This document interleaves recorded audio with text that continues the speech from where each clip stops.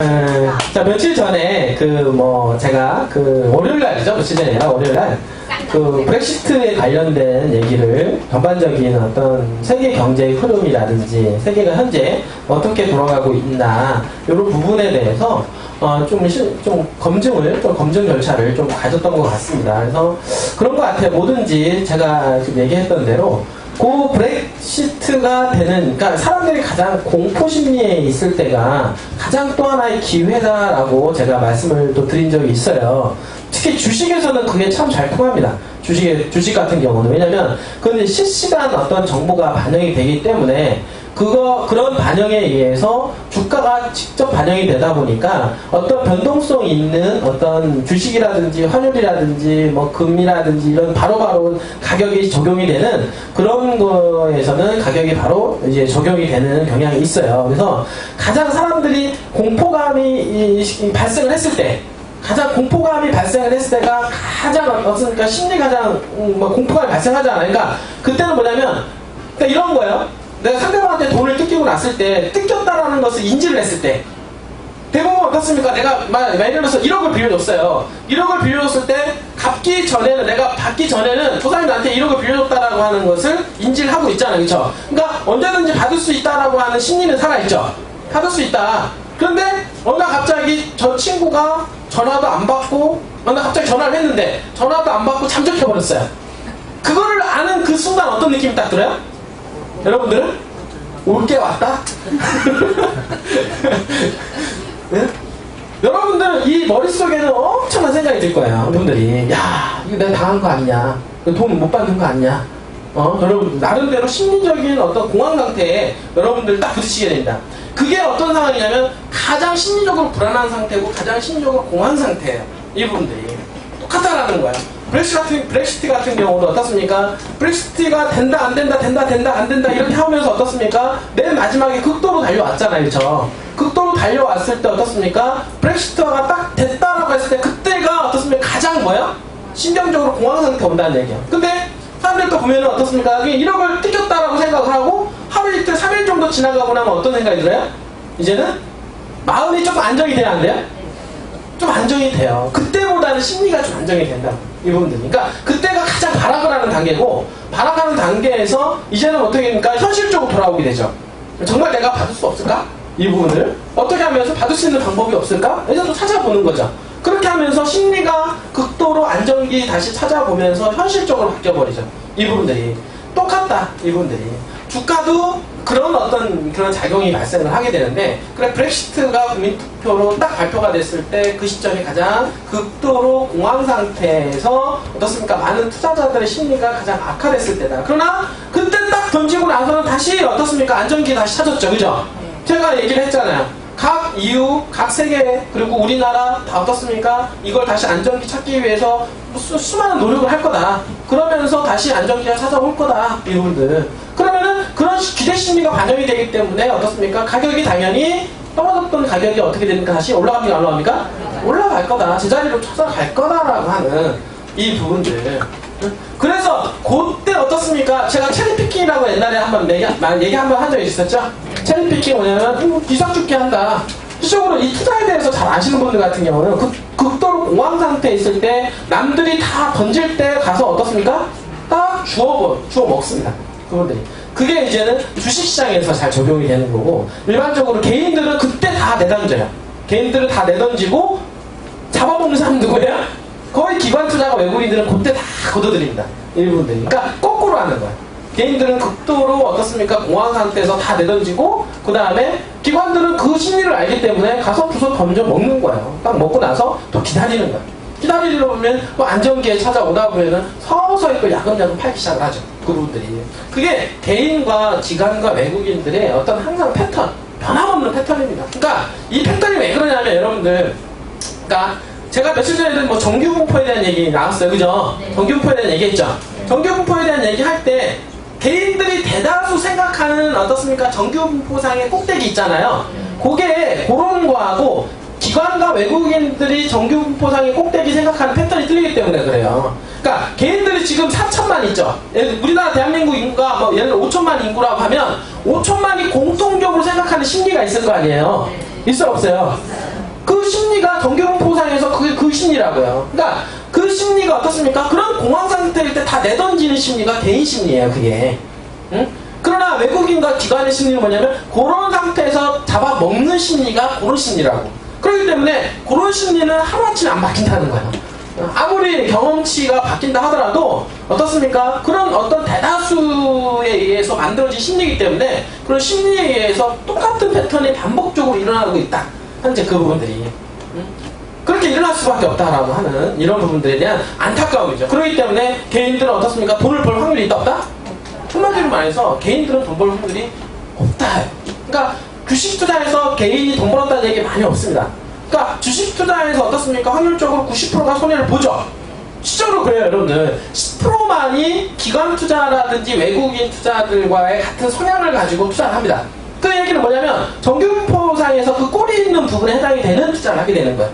그분들이. 그러니까 개인들이 일반적으로 생각하는 투자 패턴에서 반대로 생각하시는 분들이죠. 그런 반대로 생각을 하기 때문에 그분들은 돈을 벌고 나머지 90%는 10%의 대를 채워주기 위해서 노력을 하는 거예요. 그러니까 여러분들 그런데 그 10%에 해당이 되는 사람들은 거의 다 전문가의 확률이 높죠, 그죠? 그러니까 여러분들 전문가예요? 전문가가 아니잖아요. 주식 전문가입니까? 그러니까 한마디로 말해서 해야 된다, 말아야 된다? 웬만하면 안 하는 게 맞다. 여러분들 결론적으로 자 결론을 말씀드리는 거예요, 여러분들한테. 여러분들이 그 정도의 전문가가 아니기 때문에 결론적으로 따져서 안 하는 게 낫다. 그러면 하려고 하는 거는 뭐냐? 하려고 한다라고 하면 어떤 거였냐면 주식 투자도 어떻습니까? 땅 투자하듯이 하십시오라고 합니다. 땅 투자. 뭔지 알겠어요? 계속 이익금이 좀 나오는 회사 있잖아요. 재무적으로 우량한 회사, 그런 회사고, 여러분들이 좀 바닥점 좀 찍었다라고 싶었을 때, 그럼 그런 회사는 현금이 쌓여있기 때문에, 그런 현금 갖다 언제든지 재투자가 이루어질 수 있는 가능성이 높아요. 그러니까 미래에다가 투자를 할 수가 있다는 얘기예요. 그렇기 때문에 그런 투자를 해 놓으면, 그 다음에 이제 묻어두는 거야, 그냥. 묻어두다 보면 떨어지긴 또 하겠죠, 그죠? 떨어진다고 해서 여러분들 무서울 필요가 없습니다. 왜? 나는 뭐 하기 때문에 장기적으로 묻어놨기 때문에. 땅 투자듯이 묻어놨기 때문에 언젠가는 회복이 됩니까? 안 됩니까? 회복이 됩니다. 그러니까 세상이 변화가 되는 거예요. 세상이 어떨 때는 어떻습니까? A라는 사람이 있다, 인기 있다가 여러분들 보세요. 걸그룹도 보면은 어떨 때는 소녀시대가 좋다고 막 이러다가 그 다음에 뭡니까? AOA? AOA 좋다고 막 하다가 그 다음에 또 뭡니까? 모르겠는데 하여튼 걸그룹도 여기 좋았다 하듯이 사람의 심리도 바뀐다는 거예요. 주식을 바라보는 시각도 바뀌고 땅도 마찬가지입니다, 여러분. 자, 땅도 어떨 때는 어떻습니까? 제주도가 막 뛰면 안 돼요. 제주도 심리가 살아가 제주도 막 뛰죠. 그동안 다른 데는 조용하잖아요. 그러면 어떻습니까? 또 제주도가 한번 딱 뛴 다음에 또 다른 데를 또 찾아가게 되죠. 맞죠? 그러면 그 지역에 또 막 떠야 안 돼요? 뜹니다, 그분들이. 한 곳이 영원한 곳이 없다. 그렇기 때문에 여러분들이 잘 지금 시점에서 어떻게 봐야 되냐면 땅을 투자하듯이 본대. 자, 땅을 투자하듯이 본다는 얘기는 뭐냐면 주식을 땅을 투자하듯이 본다. 그럼 뭐예요? 주식을 어떻습니까? 변동성에 여러분 생각하지 마시고 괜찮은 주식 있잖아요. 괜찮은 주식 그리고 비전 있는 주식 있죠? 지금 현재 돈 있는 회사 그리고 돈이 있고 그렇지만은 이익금을 계속 내고 있지만은 주가로 반영이 안 되는 회사들 많아요. 알겠어요? 그런 회사에다가 묻어두라는 얘기예요. 그러니까 뭐 한마디로 말해서 저평가가 돼 있다는 얘기예요. 그런 회사들은. 그리고 돈이 있기 때문에 언제든지 어떻습니까? 그 돈을 쌓여진 돈 갖다가 또 다시 재투자 이루어지겠죠? 투자가 이루어진다는 것은 미래 가치를 반영을 시킬 수가 있다. 그럼 그때는 당연히 주가가 올라간다. 결론은 뭐냐면 똑같다. 땅도 마찬가지야. 자, 지금 땅을 바라볼 때 여러분들 어떤 각도로 봐야 되냐면 여러분들 어떤 각도로 봐야 되니까 미래 가치 봐야죠. 그쵸? 그 다음에 남들한테 인기가 어떻습니까? 앞으로 좋아질 거를 찾아야죠. 맞아요, 틀려요. 여러분들 걸그룹들 이렇게 보면은 뭐가 있냐면 요즘에 사람들이 걸그룹 좋아하니까 걸그룹도 보면 앞으로 인기가 뜰만한 걸그룹이 있어요.